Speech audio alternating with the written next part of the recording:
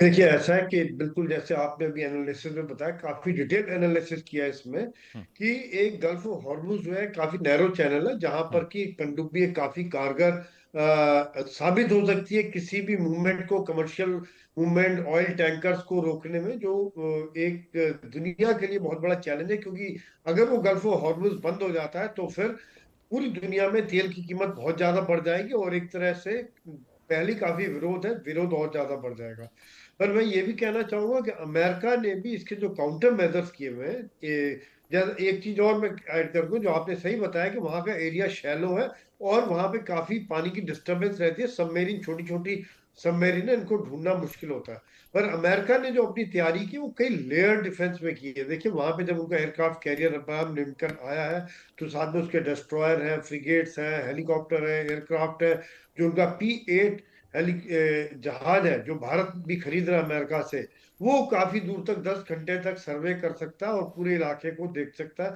साथ साथ unmanned drones का वो इस्तेमाल कर रहे हैं। तो अमेरिका भी देखिए जल्दीबाजी नहीं कर रहा है। यही सब कारणों को देखते हुए अमेरिका पहले पूरी तरह से बिल्डअप कर रहा है, तैयारी कर रहा है इससे पहले कि लड़ाई शुरू हो। और हर तरह से वहां के मैपिंग कर रहे हैं उस इलाके की, समुद्र की पूरी एक एक इलाके की मैपिंग करके कहाँ पे किस प्रकार का इलाका है, और नजर रखी जाए। देखा जाए तो चैलेंज है। किलो क्लास जो सबमेरिन है इनकी थोड़ी पुरानी है, रशिया वाली है। बाकी जो इनकी अपनी बनी हुई है वो आधुनिक है और मॉडर्न है। और जो आपकी बात है कि इन्होंने अपने स्ट्रेटजी के थ्रू सबमेरिन पर ज्यादा जोर दिया है, जो वाकई में एक बहुत बड़ा चैलेंज डिस्ट्रॉयर्स और फ्रिगेट्स के लिए और उनके के लिए रहता है। क्योंकि टॉर्पीडोज के द्वारा, माइनिंग के द्वारा कर सकते हैं, और खास तौर से जो मर्चेंटाइल शिप्स हैं, ऑयल कैरियर है, जो बाकी शिपिंग है वहां, उनके लिए बहुत बड़ा चैलेंज हो जाएगा। जो कि अमेरिका को, उनको भी बचाना और अपने कैरियर को भी बचाना, ये सब चीजें बहुत ही अहम रहेंगी। चैलेंज रहेगा, लेकिन मेरे हिसाब से अमेरिका ने इसका काफी तैयारियां कर रहे हैं, और अभी भी बिल्डअप जारी है उनका। अमित जी। ठीक है sir, point taken sir, please stay with me. Firoz Bakhsh Sahab मेरे साथ हैं। फिरोज जी, हम लोग लगातार ट्रैक कर रहे हैं ईरान को, और आप कई डिबेट्स पे मेरे साथ भी रहे हैं अभी पहले भी। अभी जो हालत हाजरा दिख रहा है मिडिल ईस्ट में कि अमेरिका न्यूक्लियर डील को लेकर दबाव बना रहा था, ईरान ने बात नहीं मानी। इसके अलावा इफ्साहान जो न्यूक्लियर साइट है वहाँ पर उसको कवर किया जा रहा है, शीट्स लगाई जा रही हैं, कंक्रीट से उसको भरा जा रहा है। नेवी को लेकर जिस तरह की तैयारियां आप ईरान की देख रहे हैं, बहुत बहुत पुख्ता तैयारियां। हालांकि हमारे डिफेंस एक्सपर्ट जनरल साहब कह रहे हैं कि अभी उस तरह की तैयारी जो ईरान कर रहा है, अमेरिका भी पूरा उसको वेट एंड वॉच कर रहा है। आप अभी ईरान की जो टैक्टिकल मूवमेंट है, जो पोजीशन है, जो डिप्लोमेटिक कम्युनिकेशन, उसे कैसे देख रहे हैं सर फिरोज साहब? देखिए, ऐसा है, ये तमाम तैयारियां जो हो रही हैं, चाहे वो अमेरिका की तरफ से हो हम्म। या ईरान की तरफ से हो या इन दोनों के हिमायतियों की तरफ से हैं, जी। ये ये हमारे, जो देखिए, हम तो एक गांधीयन विचारधारा वाले लोग हैं। हम्म। ठीक है। संजय सोई साहब ने भी एक अपना अच्छा एक मिलिट्री असेसमेंट कर दिया है। लेकिन हम जैसे लोगों के लिए, हम्म। या जो दुनिया में जो लोग पीस में यकीन रखते हैं, ये चीजें ठीक नहीं है। हम्म। अब एक बात और कही गई हम्म। सोई साहब के जरिए, कि अमेरिका अपने जरा ठंडक में लेके चल रहा है, हम्म। और अगर अटैक करेगा हम्म। तो उसको बहुत ही उस तरीके से अटैक करेगा कि यानी हर चीज को अपने उसमें लेकर के करेगा, हर चीज को कंसिडर कंसिडर करेगा, कब करना है, किस तरीके से करना है, कौन से इलाकों से करना है, और ईरान पे कहाँ कहाँ अटैक करना है, सारी चीजें। ये उनकी बात बिल्कुल ठीक है। हम्म। लेकिन मैं इसमें एक बात ये कहना चाहूंगा कि हम्म। अ, मेरा ख्याल है अगर ये अटैक करेगा ईरान पे, हम्म। तो ये शायद रमजान के बाद करेगा। क्योंकि हम्म। रमजान के दौरान अगर अटैक करेंगे तो और भी ज्यादा बदनाम होगा। मैं एक चीज मेरे समझ में नहीं आ रही है, मैं बहुत 2-4 सेकंड में इस बात को पूरा करूंगा, हम्म। कि अमेरिका ईरान से कह रहा है जो तुम्हारा एटॉमिक जो भी सिस्टम है इसको आप बंद करो, हम्म। और ईरान ने कह दिया हम इसको बंद कर देंगे, हम्म। आईएईए को भी आप भेज दो। लेकिन उसने एक शर्त ये रखी है, जो एटॉमिक वॉरहेड्स इसराइल के पास हैं उनको भी आप ले लो, हम दे देंगे। क्यों? क्योंकि अमेरिका को खतरा है कि ईरान का भी इसराइल को डिस्ट्रॉय कर सकता है, उसी तरह से इसराइल भी जो है ईरान को डिस्ट्रॉय कर सकता है। तो ये मतलब जो चीजें हैं, अब ईरान इसको किस लिए बना रहा है, हो सकता है एटम बॉम्ब बनाए ना बनाए, वो उसमें हमारा कोई लेना देना नहीं है। हम्म। ये है कि देखिए, अगर आप अपने पास कोई पिस्टल रखते हैं, आपके बहुत से दुश्मन हैं, पिस्टल रखने का मतलब ये आप हर एक को मारेंगे नहीं। आप सिर्फ उसी वक्त उसका इस्तेमाल करेंगे जब आपकी जान को खतरा होगा। वही राइट। ईरान कर रहा है, वो इसराइल ने किया है, वो इंडिया और पाकिस्तान ने किया है, चाइना, सारे जो एटॉमिक शक्तियां हैं उन्होंने अपने एक डेटरेंट के तौर पे रखा है। तो मैं ये समझता हूँ कि ये जो सब बिल्डअप हो रहा है वेस्ट एशिया में, तमाम ये हॉर्मुज में, सब इस जगह, ये इसको मतलब जंग में तब्दील नहीं होना चाहिए। Slowly and but surely I believe, I pray to God, it should now die out. ठीक है, ये जो इनके बेड़े आ रखे हैं अमेरिका के, अरे किसी को तबाह करके क्या होगा? अच्छा, ये भी नहीं छोड़ेंगे। ये भी अपने पूरे 40 42 45 साल से अपनी तैयारी में लगे, क्योंकि ईरान को पता है कि एक ना एक दिन उसको खत्म करेगा अमेरिका। तो उसने इस बात इतना एश्योरेंस कर लिया है कि जो अमेरिका की वहां पे 30 40 हजार जो फौजी हैं, और वहाँ अमेरिका की बेसिस हैं वेस्ट एशिया में, तुर्की तक जो बेसिस हैं, और अरब कंट्रीज में तो हैं, वो उनको पहले अटैक करेगा, उनको तबाह करेगा, और उसके बाद इसराइल को लेगा। तो एक प्लान है, लेकिन क्या फायदा? ऊपर वाले ने, चाहे वो अल्लाह हो या मर्यादा पुरुषोत्तम राम हो या जीसस क्राइस्ट हो, उन्होंने हमको इसलिए भेजा है हम आपस में एक दूसरे की मदद करें, एक दूसरे का साथ दें, ना कि जान लें, बर्बाद करें। जी जी जनाब। ठीक है, बहुत बहुत बेहतर है। आ, आ, गोयल साहब के पास मैं जा रहा हूँ। सर, अभी बार बार ये कहा जाता है कि सिर्फ बातचीत चल रही है, सख्ती चल रही है, और अभी बता रहे हैं फिरोज साहब की जो भी होगा एक तय वक्त के बाद होगा, क्योंकि रमज़ान में हमला अमेरिका नहीं कर सकता। लेकिन अमेरिका के बारे में आप जानते हैं सर, वो कभी भी कुछ भी कर देता। अगर उसको सच में मानवता की इतनी चिंता होती, उसको अगर लोगों की इतनी चिंता होती, तो पिछला इतिहास अमेरिका का खंगाल के देख लीजिए आप। लगता नहीं कि उसको किसी की चिंता है, या वो किसी के त्यौहार या किसी के जो बोलते हैं कि किसी की अधीनता को वैल्यू करता हो, या किसी के सुप्रीमेसी को वैल्यू करता हो।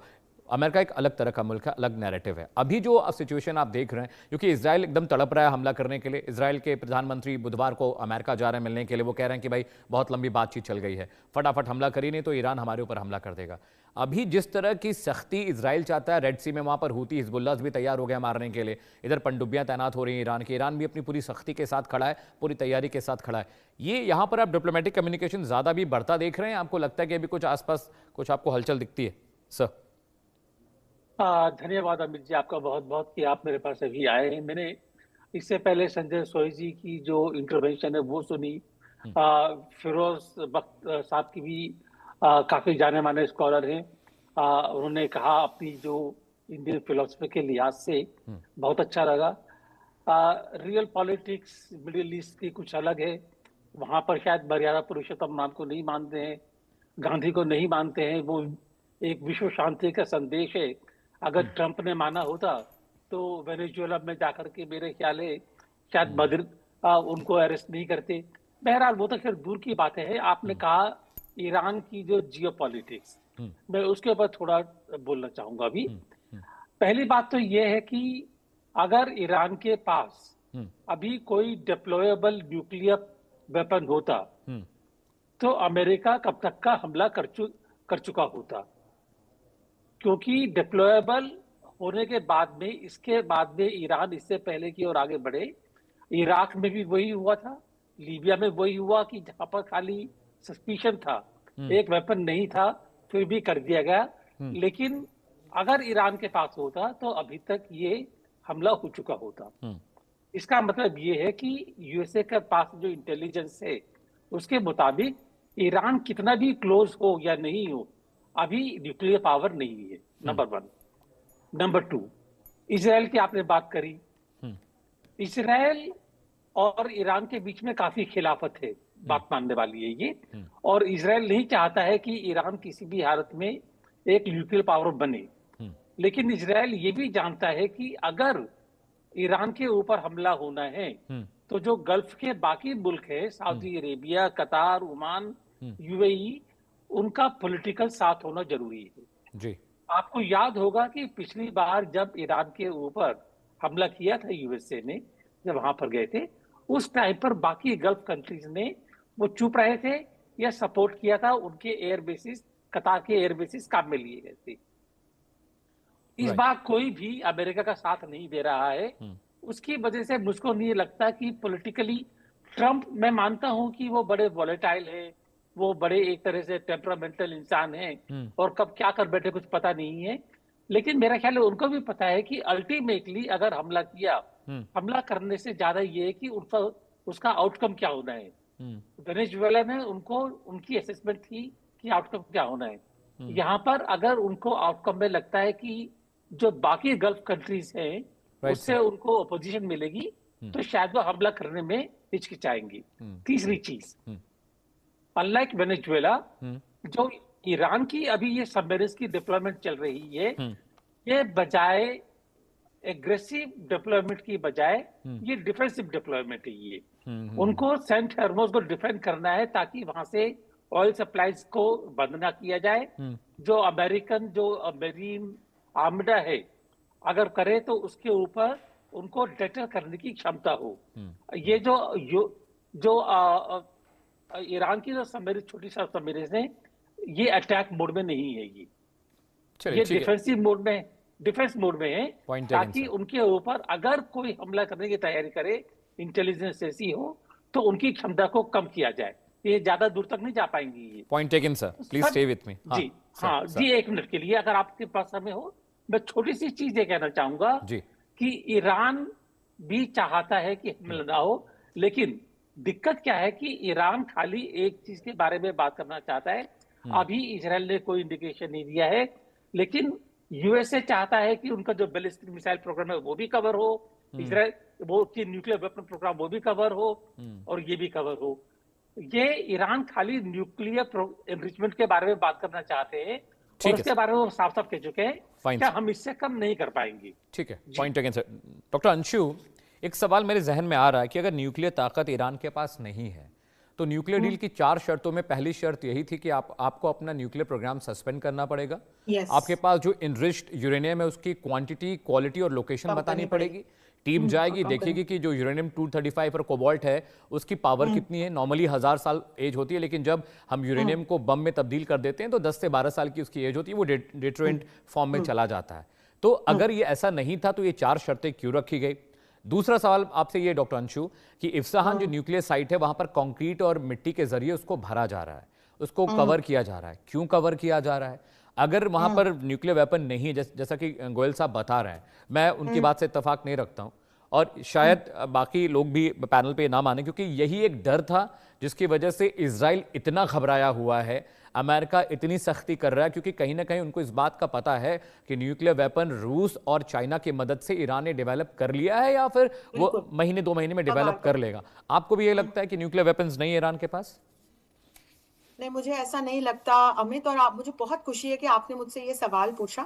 तो सबसे पहला बिंदु तो मैं आपको ये बता दूं, क्योंकि लगातार बहुत विद्वान पैनल मेरे साथ जुड़ा है और हम जो चर्चा कर रहे हैं, तो मैं डिप्लोमेसी की दृष्टि से अगर देखूं तो अमेरिका इस वक्त ईरान पर मैक्सिमम प्रेशर डिप्लोमेसी का प्रयोग कर रहा है। क्योंकि अमेरिका के पास अब 2 ही ऑप्शन है, या तो हमला करे या हमला नहीं करे। हमला नहीं करे तो क्या करे? रिजीम चेंज करने का इंतजार करे, पर क्या रिजीम चेंज हो जाएगा? और उसमें क्या अमेरिका की जरूरत पड़ेगी? और अगर हमला करे तो कैसा करे? प्रिसाइज करे, जैसा कि जून में किया था, जिसमें नतान्ज, फॉर्डो और इस्तेफान तीनों को अटैक हुआ था। इसीलिए अभी इस्तेफान को कवर किया जा रहा है। ये मेरे लिए डिप्लोमेटिकली बहुत गंभीर सिचुएशन बन गई है, मैंने जो ये डेवलपमेंट पढ़ा है इसके बाद से। और अगर ऑल आउट स्ट्राइक करेगा तो फिर अमेरिका के लिए मुश्किल हो सकती है। इसलिए अमेरिका ऑल आउट स्ट्राइक के लिए ईरान के अगेंस्ट नहीं जाएगा। अमित, अब मैं आपके पहले सवाल का जवाब देती हूँ। 2015 में चलते हैं, जब ईरान के साथ न्यूक्लियर डील की थी, न सिर्फ अमेरिका ने बल्कि P5+1 कंट्रीज ने। इसमें कौन कौन था? इसमें अमेरिका था, इसमें यूके था, इसमें फ्रांस था, इसमें रशिया और चीन भी थे, और तुर्की था। और इन्होंने मिलकर ईरान को इस बात के लिए राजी करने का प्रयास किया। एक कॉम्प्रिहेंसिव न्यूक्लियर डील थी कि आप अपनी न्यूक्लियर कैपेबिलिटीज पर हम उसे कंट्रोल करेंगे, आप न्यूक्लियर वेपन नहीं डेवलप करेंगे, और आपके जितने भी न्यूक्लियर डेवलपमेंट्स होंगे वो हमारे अंडर कंट्रोल, निगरानी में होंगे, पर्पसेस के लिए होंगे। बिल्कुल अमित।